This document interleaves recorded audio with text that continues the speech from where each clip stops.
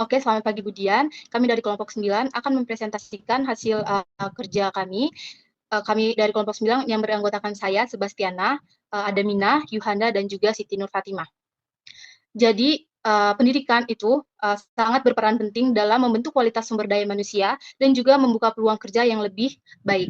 Maka dari itu, kelompok kami mengambil judul Mapping Socioeconomic Profile Through Correspondence Analysis, a Case Study of Education and Occupation in Indonesia. Nah, di Indonesia, kami masih melihat bahwa adanya perbedaan besar antara pekerjaan formal dan juga pekerjaan informal. Lalu, tujuan studi ini, kami ingin melihat apakah benar semakin tinggi pendidikan itu akan semakin besar kemungkinan bekerja di sektor formal. Lalu, kita akan juga melihat apakah ada pola konsisten, terutama untuk mereka yang sudah memiliki pendidikan yang lebih tinggi. Dan juga kita akan melihat apakah adanya ketidaksesuaian antara latar belakang pendidikan dan juga pekerjaan yang akan didapat. Nah, dalam studi kasus ini, kami menggunakan data simulasi sebanyak 2.280 individu untuk menggambarkan kondisi nyata pasar kerja di Indonesia. Yang mana variabel yang kami amati ada dua, yaitu tingkat pendidikan, yaitu dari SD sampai tingkat S2 atau S3, dan juga jenis pekerjaan yang dimulai dari buruh, petani, wirausaha, sampai PNS dan profesional. Kenapa menggunakan CA? Karena CA ini sangat berguna untuk menyederhanakan hubungan antara kategori dalam data yang kompleks, dan juga dapat memberikan visualisasi peta yang mudah dipahami. Next.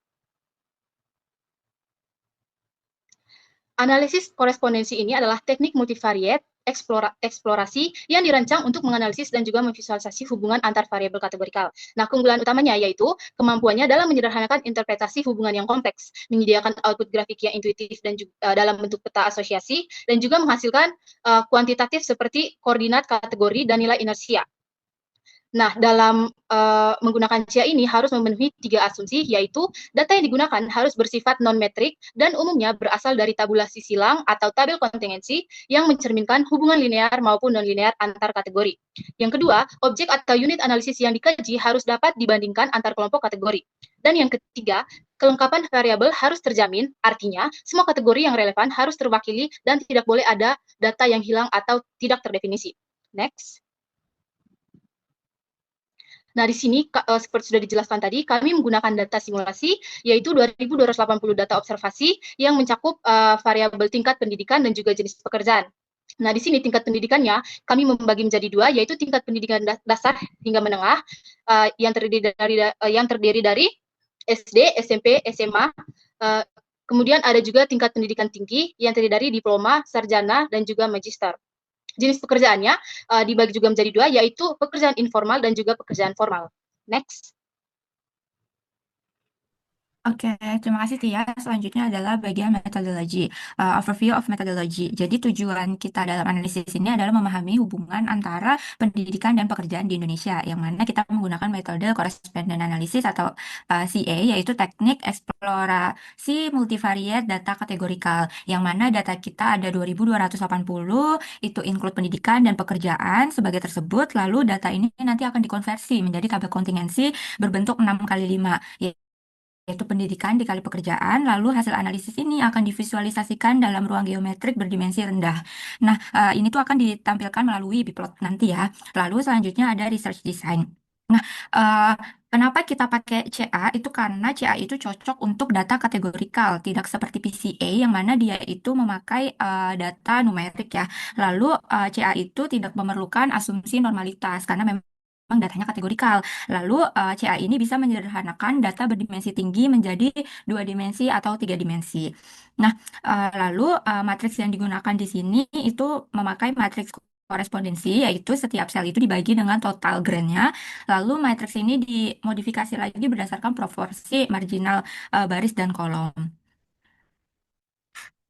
Lalu untuk selanjutnya, berikut beberapa mathematical formulation yang akan kami gunakan dalam analisis ini, yaitu ada contingency table, proportion matrix, marginal distribution, deviation, standardization, principal coordinate, dan inersia. Nah, lalu selanjutnya justification for method. Nah, kenapa balik lagi kenapa kita menggunakan CA? Karena memang CA ini cocok untuk categorical data. Lalu selanjutnya itu lebih dari uji hipotesis. Jadi untuk memvalidasi uji hipotesis tadi, maka kita akan menggunakan CA ini. Lalu kita bisa menginterpretasikan dia ke dalam biplot yang lebih mudah dimengerti, lalu rigor matematis tadi menggunakan SVD. Lalu analytical procedure ini ada 8 secara umumnya yang nanti akan lebih dijelaskan saat penjelasan dari si selanjutnya, yaitu flowchart. Baik, pertama-tama untuk flowchart itu sendiri, dalam memulai analisis korespondensi ini, pertama-tama data dikonversi menjadi tabel kontingensi terlebih dahulu. Nah, selanjutnya dilakukan pengecekan apakah data tersebut memenuhi asumsi untuk uji chi-square. Nah, jika tidak, maka akan digunakan Fisher exact test sebagai alternatifnya. Jika memenuhi, proses dilanjutkan dengan konversi ke matriks proporsi dan perhitungan distribusi marginal. Kemudian, kita menghitung frekuensi harapan, menghitung deviasi terhadap independensinya, dan menstandarkan matriksnya. Nah, setelah itu, diterapkan teknik Singular Value Decomposition atau SVD untuk mereduksi dimensi yang dihasilkan.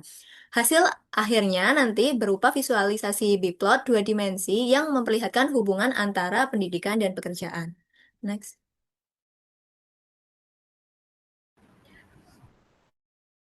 Prosedur analisis, yaitu yang pertama dari data kita ubah ke tabel kontingensi. Nah, grafik tabel kontingensi antara dan pekerjaan. Visualisasi ini itu membantu menggambarkan seberapa sebaran porsi setiap kombinasi kategori. Nah, selanjutnya itu ada melakukan uji chi-square. Nah, di sini hasil p-value-nya itu tuh jauh di bawah 0,05. Maka kesimpulannya H0 itu ditolak, artinya terdapat hubungan yang signifikan antara tingkat pendidikan dan jenis pekerjaan. Oleh karena itu analisis ini bisa dilanjut menggunakan koresponden analisis. Kemudian selanjutnya, tabel 2 ini itu menampilkan proporsi responden berdasarkan kombinasi pendidikan dan pekerjaan. Misalnya nih, 14,04% itu responden berpendidikan SD bekerja sebagai petani. Terus nilai-nilai ini diperoleh dengan membagi frekuensi setiap kombinasi dengan jumlah total responden. Nah, tabel ketiga itu menunjukkan proporsi marginal, total proporsi untuk setiap kategori. Contohnya, 26,1% itu responden berpendidikan SD. Terus pekerjaan terbanyak adalah buruh dan karyawan sebanyak 32,37%. Nilai-nilai ini penting untuk menghitung nilai harapan di langkah selanjutnya yang ada di tabel 4, yaitu di tabel 4 ini menampilkan deviasi antara nilai aktual dan nilai harapan. Nah, contohnya di sini kombinasi SD dan petani itu memiliki deviasi positif sebesar 0,0646, artinya itu lebih banyak dari yang diharapkan. Kemudian untuk kombinasi S1 dan petani itu memiliki deviasi negatif, artinya lebih sedikit dari yang diharapkan.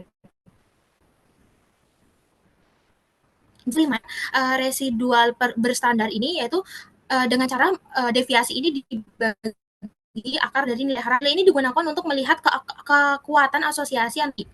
Contohnya nih, kombinasi S1 dan profesional itu memiliki residual terstandar sebesar 0,2908 yang menunjukkan hubungan positif yang kuat. Terakhir, dihasilkan singular value decomposition untuk memperoleh prinsipal koordinat. Diperoleh 5 nilai singular dengan 2 dimensi pertama, menjelaskan lebih dari 72 total dari varians yang presentasi 2 dimensi itu cukup merangkum pola hubungan antara pendidikan dan pekerjaan. Selanjutnya, hasil estimasi dan diagnostik. Di next slide. Pada slide ini hasil estimasi dan evaluasi kita lihat di tabel 6 itu menampilkan nilai agent dan proporsi inersia yang dijelaskan oleh masing-masing dimensi. Inersia di sini itu menggambarkan berapa kontribusi tiap dimensi terhadap variasi total data. Nah, di dimensi 1 itu menjelaskan 90,20% dari total inersia, dan dimensi 2 itu 7,93%. Sehingga dua dimensi pertama itu udah menjelaskan 98,13% dari total inersia. Nah, proporsi ini dapat disimpulkan bahwa dua dimensi saja sudah cukup untuk menggambarkan struktur data secara keseluruhan. Sehingga visualisasi difokuskan hanya pada dimensi 1 dan dimensi 2. Nah, di gambar 3 itu script plot itu juga menampilkan kontribusi masing-masing dimensi seperti di grafik sebelumnya. Next. Selanjutnya yaitu masuk ke tahap interpretasi dari hasil yang telah diperoleh. Nah, berdasarkan hasil biplot, kita dapat melihat bahwa terdapat pola yang terstruktur antara tingkat pendidikan dan jenis pekerjaannya. Nah, tingkat pendidikan yang tinggi seperti D3, S1, dan S2 atau S3 ini cenderung berasosiasi dengan pekerjaan formal seperti PNS dan profesional. Sementara itu, pendidikan rendah hingga menengah seperti SD hingga SMA lebih dekat dengan pekerjaan informal seperti petani dan buruh. Nah, dimensi 1 dan dimensi 2 sudah menjelaskan sekitar 97% atau 98% dan menjadi penentu utama dalam pemetaan hubungan ini. Sementara dimensi 3 dan 4 hanya mewakili bagian minor saja, sehingga tidak perlu tidak terlalu penting untuk dipertimbangkan. Next. Nah, karena uji asumsi dari chi-square itu tidak sepenuhnya terpenuhi, terutama karena banyaknya sel dengan frekuensi rendah atau berukuran 0, nah kami menyederhanakan data tersebut menjadi tabel 2x2 yang membedakan pendidikan menjadi dua kategori utama, yaitu dasar hingga menengah dan pendidikan tinggi, serta pekerjaan yang menjadi informal dan formal. Nah, hasil Fisher test ini menunjukkan bahwa ada asosiasi yang sangat kuat antara pendidikan tinggi dengan pekerjaan formal. Nilai odds ratio-nya sebesar 0,021 dan ini menunjukkan bahwa individu dengan pendidikan rendah 21 kali lebih kecil kemungkinannya untuk bekerja di sektor formal dibandingkan dengan yang berpendidikan tinggi. Nah, visualisasi dari analisis ini juga memperkuat hasil correspondence analysis yang kami lakukan, karena semua informasinya tertangkap hanya pada satu dimensi. Next. Nah, terkait linear discriminant analysis, untuk memperkuat temuan sebelumnya, kami menggunakan model klasifikasi LDA ini untuk memprediksi apakah seseorang bekerja di sektor formal atau informal berdasarkan tingkat pendidikannya.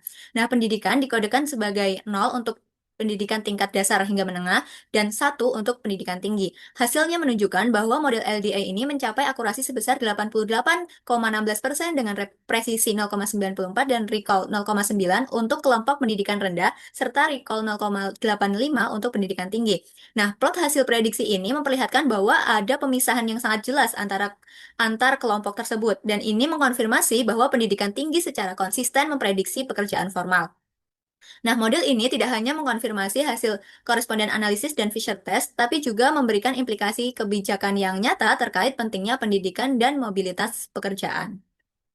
Selanjutnya, kami juga melakukan analisis korespondensi multivariate, yang dimana kami menggunakan data dari Badan Pusat Statistik. Di sini berisi 168 observasi yang terdiri dari 4 variabel kategori utama, yaitu status pekerjaan ada 7 kategori, tingkat pendidikan ada 6 kategori, jenis kelamin ada 2 kategori, dan juga wilayah tempat tinggal ada 2 kategori.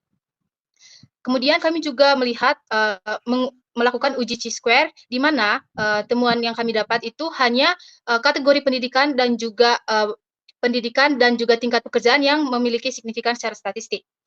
Sementara proses-proses lainnya seperti proses korespondensi analisis seperti yang telah dijelaskan di awal tadi. Next. Oke, selanjutnya hasil dari multiple correspondent analysis, yaitu berdasarkan tabel 10. Next slide-nya. Berdasarkan tabel 10, diketahui bahwa dua dimensi pertama hanya mampu menjelaskan 19,35% dari total variasi data.